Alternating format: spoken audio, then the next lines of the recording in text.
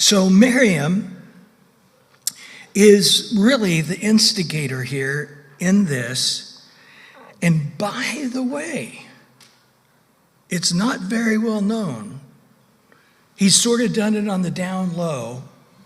He's not publicizing this, but he now has another wife. And she is Ethiopian. Now we know about Ethiopian people, don't we? They are very, very black. And now whether that was a point of contention or not, I don't know, because around the world today, when you go to places that can have darker skinned people, they very much don't want their dark skin. They want whiter skin. So when you go into Central and South America, if you have you typically don't marry somebody with a darker skin than yourself. And your parents will work very hard to get somebody with a whiter skin. And so you see people on TV in Central and South America, they're very European white looking, even though it's a very small population of the nation that they're speaking from and doing the news from. You see the Asian women, they'll have the big giant hats. I know when I golf and there's usually Korean ladies there, and they have gloves on all the way up and big giant and a scarf around their face, and they really don't want to get darker. They want as white a skin as they can. So it's sort of been a thing, okay? I'm not saying it's a good thing, okay? I'm just saying it's a thing. Now, when we study in Song of Solomon, it appears that his wife also was black. And most likely she was Ethiopian. There is a group of Ethiopians that have lived as Jews. I'm not going to go into this, but they brought them over in the 80s from Ethiopia, and they were keeping the law, and the Jews got a big parliament and said, let's send some guys over there to see if we can count these very black, thin, regular Ethiopian-looking people as Jews. And when they went and researched it out, for over 1,000 years, then they claimed to be from Bathsheba. That when she came to visit Solomon, that was where she had her children with him and went back to Ethiopia with them. And if you read in Song of Solomon, he talks about her skin being black and beautiful.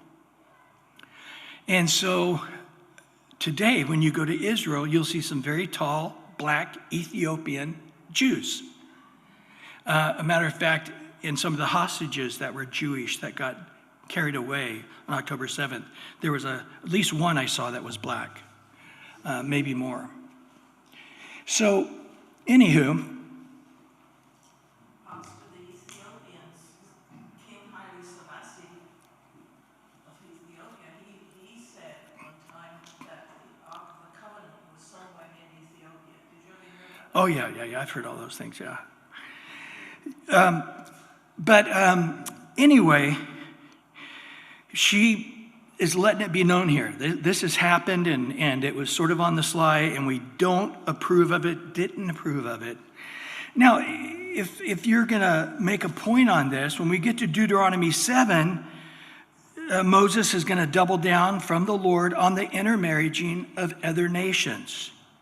And he seems to give a fairly extensive list on the nations living inside the border of Israel. And you can see there in Deuteronomy 7, verse 1, he says the Hittites and the Girgashites and the Amorites and the Canaanites and the Perizzites and the Hivites and the Jebusites, but no Cushites. No Cushites. Cush, also Ethiopia. The land of Cush is Ethiopia. And there is none of that. So there was no speaking against that. And, it's interesting, too, that the Moabites and Amalekites will be added later, but they aren't on this list at this time.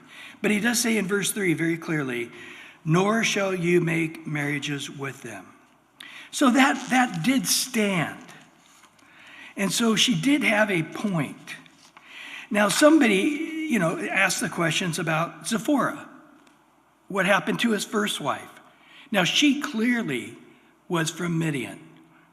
Now, it's possible she's an Ethiopian woman, because you say, well, they were living in Midian. He was a priest of Midian. It doesn't necessarily mean he was started from that region. Moses was down there, and he was an Egyptian Jew, and he was in Midian.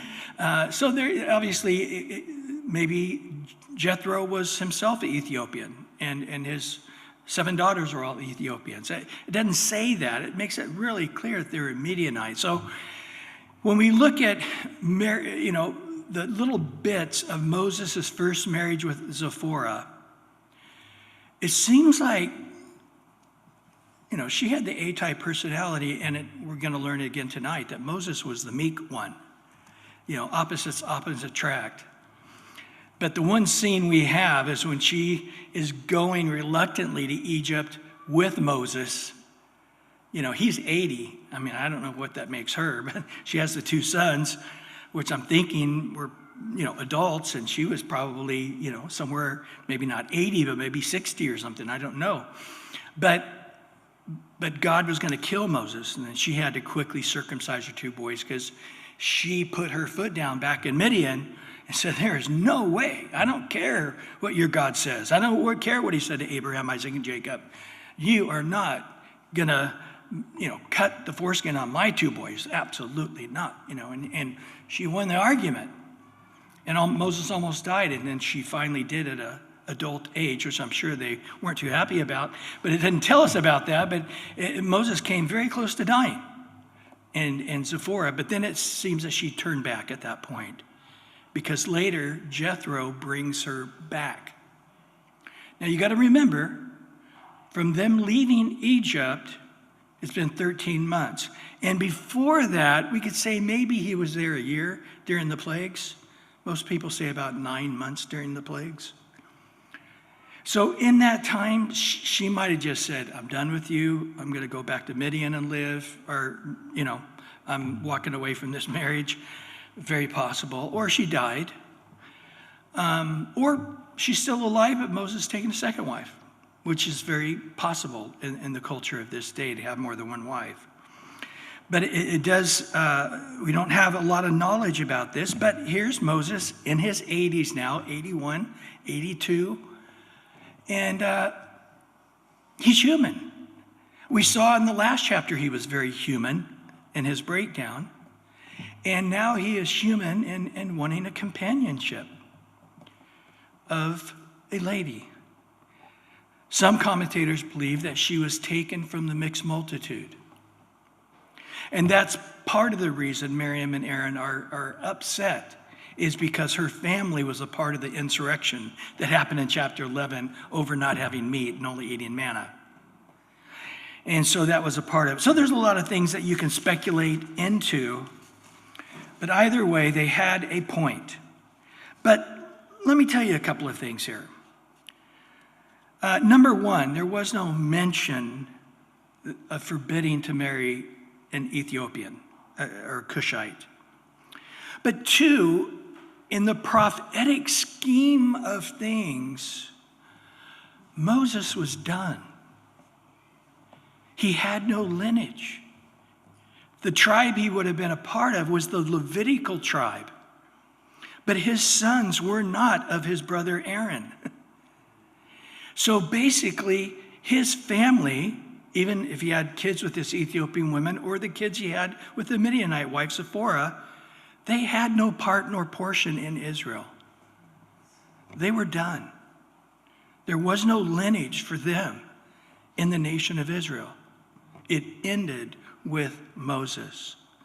So in a real practical sense, from God's point of view, it didn't matter who he married. It didn't matter who his kids were, because they had no part nor portion in the future prophetic timeline of the nation of Israel. And so those are all the various possibilities. And one more possibility, I'll give you the commentators say, and that was, they were talking about Zipporah, but they used the term Ethiopian to sort of speak as a derogatory term. like saying, she's so far out, she might as well be an Ethiopian. She's not, but that's sort of a slur against her. I don't find that to be very well. In the New Testament, we know that nationality has no part nor portion. In Romans 10, verse 12, for there's no distinction between Jew and Greek, for the same Lord over all is rich to all who call upon his name. Colossians 3:11, where there were neither Greek nor Jew, circumcised or uncircumcised, barbarian or Scythian, slave nor free, but Christ is all and in all. However, there is a sense on the spiritual level that you need to be on the same page. And so here it's saying believer and unbeliever, but I can tell you also I've seen mature believers marry non-mature believers, and it'd be almost equally as hard of a life. But you remember that passage in 2 Corinthians chapter 6, starting in verse 11 all through chapter 7, verse 1, where he says, don't be unequally yoked together with unbelievers. And Paul here is quoting the Old Testament, but he's pretty harsh. What fellowship does righteousness have to do with lawlessness? What communion has light with darkness? What accord has Christ with Belial? Whoa, Satan. And what part then does a believer have with an unbeliever? And then he makes it clear, you're the temple of the living God, not the temple of an idol. And so I'll dwell with them and among them if they come out from among them and be separate, says the Lord. Then they will have that fellowship. Well, Numbers chapter 12, now verse 2. So they said, Miriam said, but we're learning about Aaron, right? Aaron is an amiable guy. He's not a guy with a deep character. He's not a guy with a deep conviction, right? I mean, we saw that in Exodus. Moses is gone for a month, and they're like, hey, we want to go back to Egypt. And Aaron's like, I'll make the calf. Give me all your gold. I'll make the golden calf we can worship. It's like, thank you, brother. And where was Miriam during that? She was there. But Aaron was amiable. He seems to be easily persuaded or moved, which is not a very good thing, but that's nevertheless what he has. And again, Aaron's in that place by concession, not by God's will. Moses' stubbornness got Aaron where he was because he wanted to not be the head guy, even though he was the head guy. And so they said, has the Lord indeed spoken only through Moses? ? Has he not spoken through us also? And the Lord heard it. When God observes his children questioning the authority and questioning that their authority should be at least equal or greater, because their contribution is not appreciated as much as the guy in charge, but without their contribution, this church would not have grown, or this ministry wouldn't have done it. And I've seen that with worship leaders where they're like, oh yeah, this church would not be anywhere without my piano playing or guitar playing or my voice or my skills, But nevertheless, it's like fingernails on a chalkboard to God when somebody does that. Oh, he hears it. It's annoying because remember, this is how it all started. We find out from Isaiah 14 and Ezekiel 38, where Satan, Lucifer, the beautiful person, Ezekiel 38 goes into talking about how he was perfect in splendor and beauty. And he said, should I not be lifted up at least equal? I will be. And then God said, I'm going to cast you down to the earth. And you can read about that in Ezekiel 38. But in this case, God heard it because it was like, oh. Did God speak through Aaron? He sure did. Did God speak through Miriam? God graciously called her a prophetess. and she sang a beautiful song that was recorded, and the women followed her. She had a strong presence, and being Moses' older sister who saved his life, and older brother whom they had known from Egypt their whole lives, unlike Moses, there was a prestige there, but not the prestige they wanted. So Aaron was the high priest. Not enough. Miriam's a prophetess. Not enough.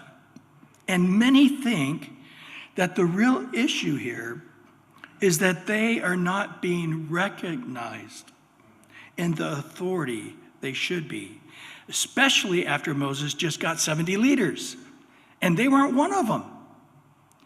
You see, I think they thought for sure they were going to be one of the top dogs, and they're excluded. Matter of fact, in this new regime, you got Moses and the 70, and we're off to the side here.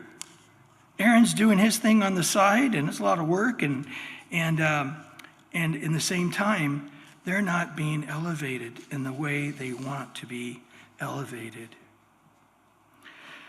I think James nails it. In James chapter 3, verse 13 to 18, he says, "Who is wise and understanding among you? Let him show by the good conduct of his works, and they're done in the" what? Meekness of wisdom. Humility, it's the same word. The humbleness of wisdom. Verse 14, "But if you have bitter envy and self-seeking in your hearts," boy, he did, right? Her and Aaron, they sure did. "Do not boast and lie against the truth. This wisdom does not descend from above, but is earthly and sensual and demonic. For where envy and self-seeking exist, confusion and every evil thing are there. But the wisdom that is from above is first pure, then peaceable, then gentle," and here's the three most important words of this whole thing, "willing to yield." God will put you in situations and see if you yield or not, just to test you so you can see your own heart. "Full of mercy and good fruits, without partiality, without hypocrisy. Now the fruit of righteousness is sown in peace by those who make peace." And so the Lord heard this, just like he heard Satan. In Ezekiel 28, 15 to 17, I'll just read a little bit there. It says, "You were perfect in your ways from the day you were created, till iniquity was found in you. By abundance of your trading, you became filled with violence." It's an analogy here in Ezekiel of Tyre and Sidon as well. "But therefore I cast you as a profane thing out of the mountain of God. I destroyed you, O covering cherubim. From the midst of the fiery stones, your heart was lifted up. Your heart was lifted up with pride," literally, the NIV says, "because of your beauty. You corrupted your wisdom for the sake of your splendor. I cast you to the ground," or to the earth, the NIV says. "I laid you before kings that they may gaze," or sort of mock you, gaze at you and mock you. Satan, the beginning of the sin of the world that we know, started with this pride over who should be the guy who's the highest in authority, or at least I should be equal in authority, Isaiah 14 says. Solomon got it right in Proverbs 8:13. God speaking, "I hate pride and arrogance, evil behavior and perverse speech." In Proverbs 16:18, "Pride goes before destruction, and a haughty spirit before the fall." The quickest route to destruction is by pride, for sure, for sure. Peter gives it right, the heart we should all have. In 1 Peter 5, looking at the second part of verse 5 and verse 6, "Yes, all of you, be submissive to one another. Be clothed with humility. For God resists the proud, but gives grace to the humble.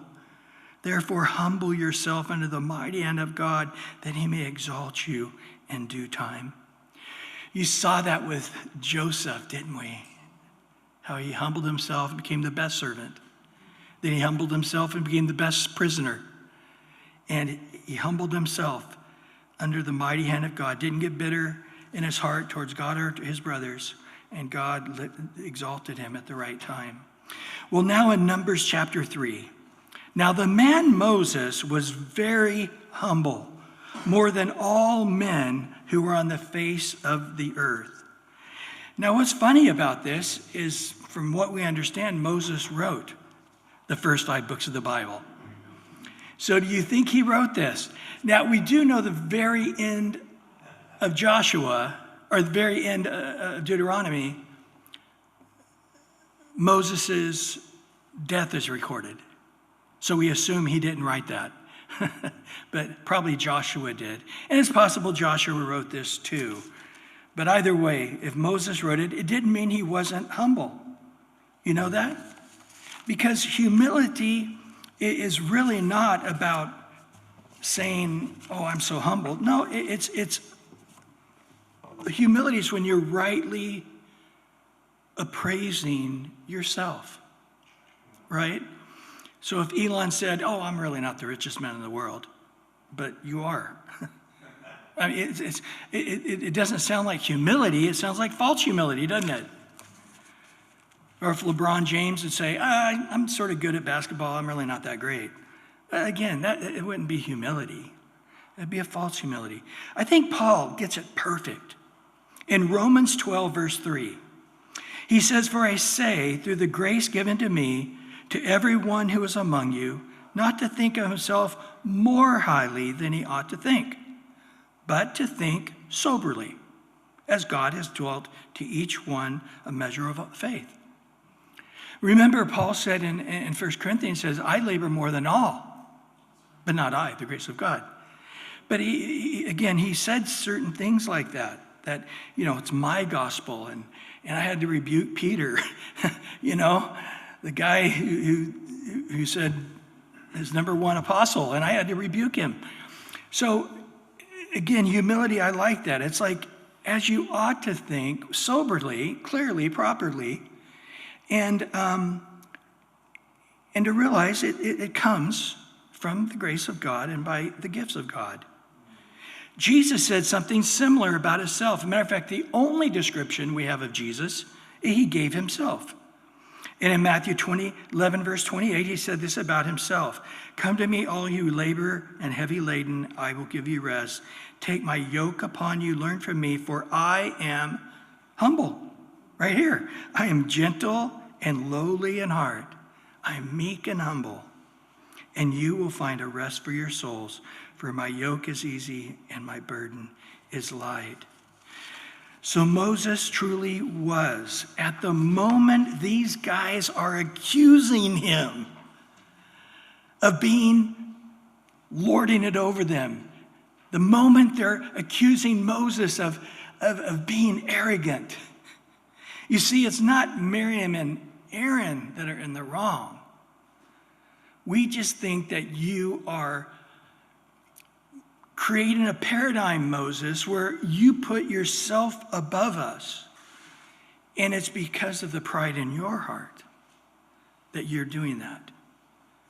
And with this, the authority trip that you're on, you didn't even ask permission. You didn't even make a public display of it. You married this Ethiopian woman, and she's been your wife now for several months, and you've never brought it up at any of the board meetings.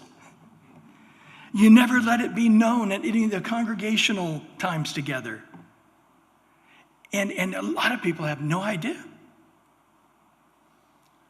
But we know, because you're our brother. Of course, what's the Bible say? No prophet has honor in his own hometown among his own relatives, right? And so in their mind, they've seen Moses and his humanness. Of course, we saw it at the very beginning when God called Moses. He's like, nope, not going. Mm-mm. They knew how fleshly Moses could be, so to speak. But when God heard this, he knew the truth. God didn't look just on the outward man.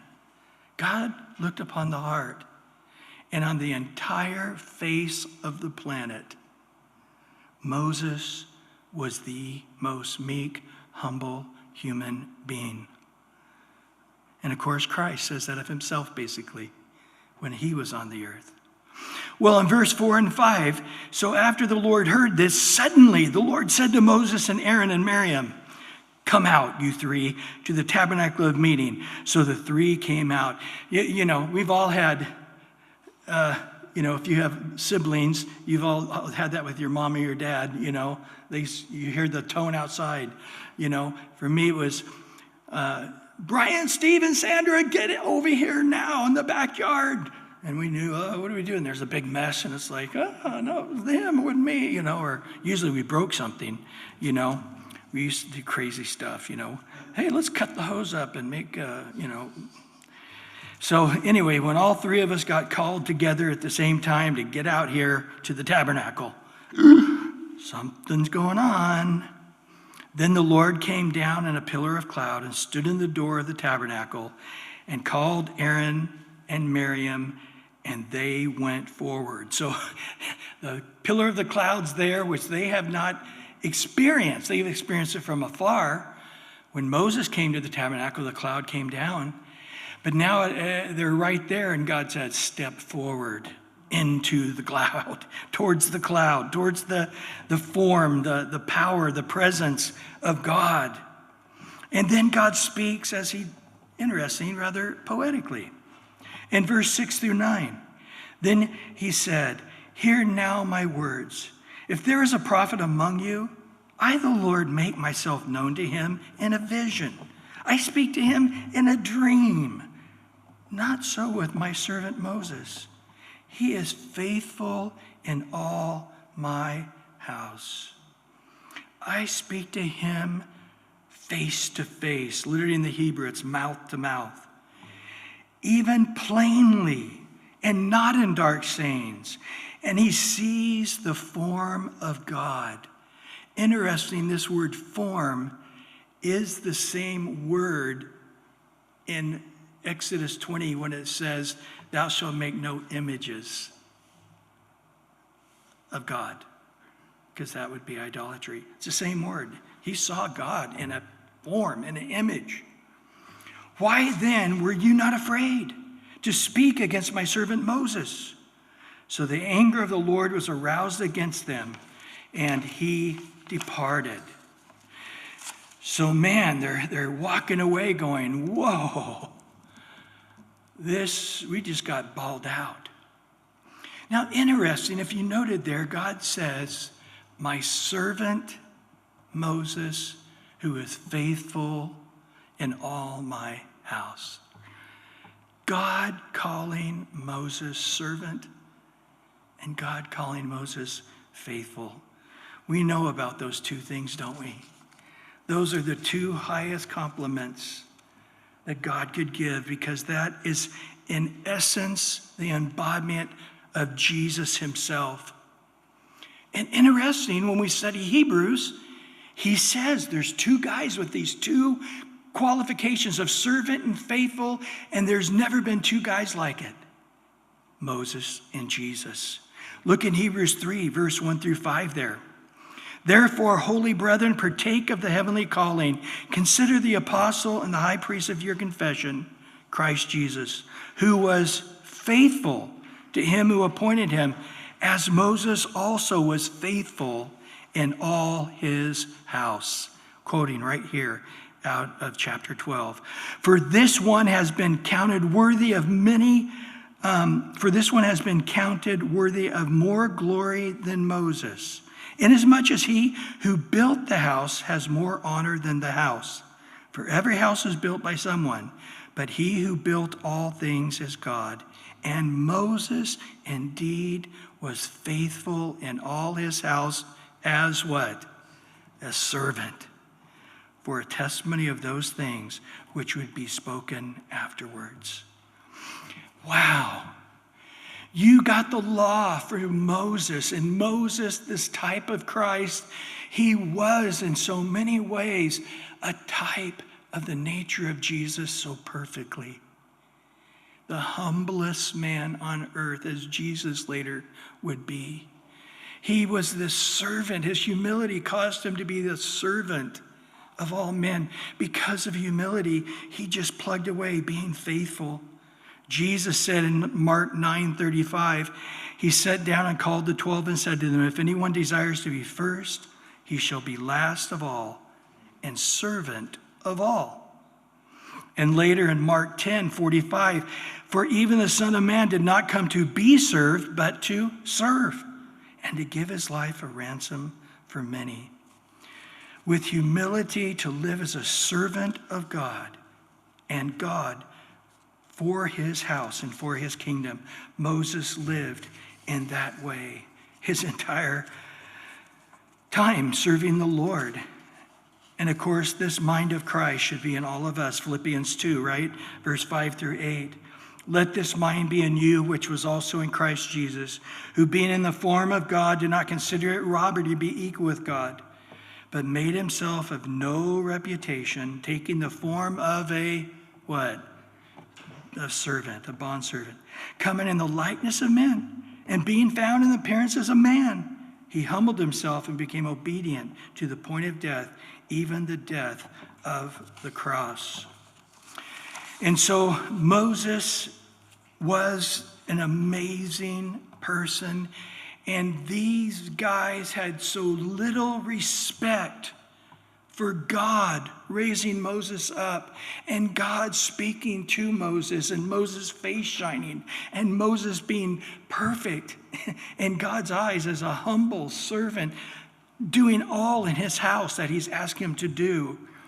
And they had something in their minds that they thought they could stand in the place to rebuke Moses as their equal or even their lesser. And God said, here, I'm going to give you a little bit of taste of what Moses gets all the time. Step forward. And I'm sure they couldn't handle it because their hearts weren't right with God. And when God left, they were like, whew. But what happens in verse 10? When the cloud departed from above the tabernacle, suddenly Miriam became leprous, as white as snow. Then Aaron turned around towards Miriam, and there she was, a leper. So earlier in the last verse, suddenly God shouted, Miriam, Moses, Aaron, get out here. Get over the tabernacle. Suddenly God appeared. Suddenly God called them to come near.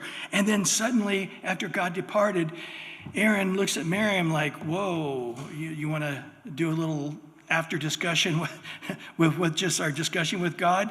And when he noticed, oh my goodness, she's a leper. She has leprosy, which is a death sentence, which means not only will she not be near, she won't be anywhere near anybody. And interesting, she's willing to mock that Ethiopian woman, that mixed multitude group maybe, who's on the outskirts. It doesn't have one of the legs of the east, west, north, or south. There's sort of a straggler at the end of the tail of this great group of people. And guess where she's going to be now? Whoa. Pride does come before destruction. Or what is it? Pride before the fall, and haughtiness before destruction. Yeah. It's funny, Calvin got a lot of those scriptures wrong, and then it kept getting documented more wrong from Calvin's quote, and so we all have, got it wrong as well. But this is a serious thing. And in verse 11 and 12, so Aaron said to Moses, oh, my Lord, please do not lay this sin on us in which we have done foolishly, in which we have sinned. Please do not let her be as one dead, whose flesh is half consumed when he comes out of his mother's womb. I don't know what he's thinking of there. But he's just saying, just my older sister, Miriam, this one who saved you as a baby, we can't, please, immediately you see Aaron repenting. That's a good thing, isn't it? He just says, we act foolishly, she was talking to me and I was talking to her and we let our complaints, so let's go tell Moses, we figured out. And God immediately steps in. Interesting. So many of the times in the Bible, when God's man is being attacked, that God's person doesn't have to defend themselves. I remember Chuck Smith talking about how they had written a piece in Times Magazine about the Jesus movement, about their church, and about Chuck, and said some very, very bad things. And basically making it sound like heresy, and Chuck was a cult leader, and Chuck, somebody showed it to him, and Chuck read that, and he's like, yeah, he wrote this old letter out to send to them to threaten them to, make retractions on this. And God just put his heavy hand on Chuck and said, Chuck, I've done this thing. All these thousands of people coming to Christ and you being out there baptizing all 1,000 people, you keep your mouth shut and I will defend you. You start speaking, you're going to defend yourself. But if you shut up, be quiet, I'll defend you. The next month, the front page of the Time magazine was Chuck with a big smile baptizing these hippies, talking about how it's the greatest revival that had happened. And so again here, you can go back, you look at Daniel and how God stood for Daniel. Or Joseph, again, we talked about him a minute ago. And of course, that was the heart of Jesus on the cross, was it not? He didn't have to defend himself. And so Aaron repents, he cries out and says, please don't let this happen. And Moses cried out to the Lord saying, please heal her, God, I pray.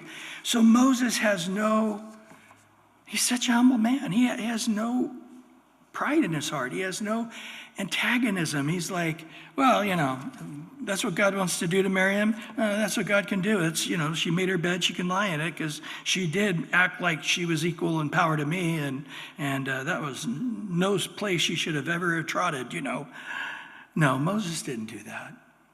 It reminds me of the passage where Paul spoke, and I wonder again if he's thinking of these passages when he wrote some of these letters.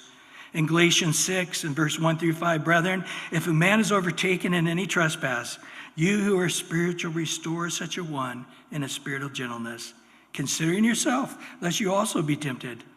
There's no sin that's not common to all men, right? Bear one another's burdens, and so fulfill the law of Christ. For if anyone thinks himself to be something when he is nothing, he deceives himself. Don't you think Paul was thinking about Numbers 12 when he wrote Galatians 5 there? Because that verse 3 doesn't really fit, unless he's referring to the story. But let each one examine himself, he says in verse 4, of his own work. Then he will have rejoicing in himself alone and not in another. So like Paul in Romans 12, just appraise yourself correctly. For each one shall bear his own load. But that's not where it ends. Verse 7 and 8, skip on down to Galatians 6, verse 7 and 8. Do not be deceived. God is not mocked. For whatever a man sows, that will he also reap. For he who sows to the flesh will of the flesh reap corruption. He who sows to the Spirit will of the Spirit reap everlasting life. Do you notice there how he turns that? And he gives the two aspects of the nature of God. God was angry. Why were you not afraid to speak against the authority that I put in place? He leaves. Turns, there's Miriam with leprosy. And he cries out, not this, Lord. And then notice what the Lord said to Moses, verse 14-16. Then the Lord said to Moses, if her father had but spit in her face, would she not be ashamed 7 days? She would become unclean, according to the Levitical law, right? For 7 days. Let her be shut out of the camp for 7 days. Let her go hang out with the mixed multitude and the other lepers or people with spots on them. They're wondering if they're going to become a leper or something like that. Kick her out there. Let her walk humbly for 7 days. And the people did not journey till Miriam was brought in again. So she didn't have to travel along with the mixed multitude or the others who were in that camp. But afterwards, the people moved from Hazeroth and camped in the wilderness of Paran, which we know from chapter 10 that had happened. So this is another story that happened somewhere in there before chapter 10. Again, this story. I think of Jesus again on the cross. It says in Isaiah 53 that he was oppressed, he was afflicted, yet he opened not his mouth. How did he do it? He humbled himself to the point of death.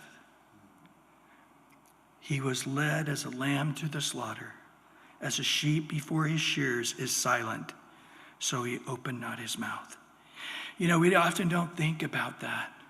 We hear the 7 sayings of Christ, but he was on the cross for 6 hours, wasn't it? So that's like sort of little tiny sentences, you know. Into your hands I put my spirit. That's not a very long sentence. It's just these little tiny bits he gets out. But mostly he was just there looking like a criminal. Everybody thinking he's one of the 3 criminals, spitting on him, ripping his beard out, throwing stuff at him. You healed others, heal yourself.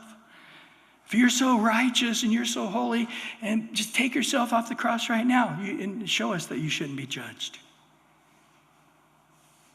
But he did not curse back. He did not rival back. But because 2 Peter 3 says, because he shut his mouth, therefore all the sheep who had been going astray have now come back to the master. Because of that. Micah 6:4, hundreds of years later, God now talking about these times, looking back at the old photo album. Oh, yeah, here's where they were in Paran, you know. And what does God say about them now, hundreds of years later? Micah 6:4, he says, I brought you up out of the land of Egypt. I redeemed you from the house of bondage. I sent before you Moses and Aaron and Miriam, like the 3 amigos. It wasn't, and Moses and his siblings. It made him sound like they were all 3, these great leaders and gifts to the people equally. So it is an interesting thing to look at the mind of God in this. And then again, we look at this and start to think about it, meditate on it, and ask ourselves the question, once again, is this chapter 12 a picture of Christ to us? Moses had a Gentile bride. Wasn't well known, but he had her. And they didn't like the fact that he had a Gentile bride. Christ has a Gentile bride. And Jews today aren't too happy about Christ's Gentile bride. They're jealous of his Gentile bride. Jesus' brothers stood against him in John 6 or 7. Remember, they tried to get him to go down to the festival openly, knowing that they were waiting to kill Jesus. They did not like it. They did not believe in him. Moses' siblings did not, in the same way, really respect Moses. Jesus was the humblest man on earth, and Moses of his time was the humblest man on earth. Moses interceded for them, and of course, Jesus intercedes for us, doesn't he? I think there is a prophetic picture in this rather bizarre story, helping us to see Christ and his nature.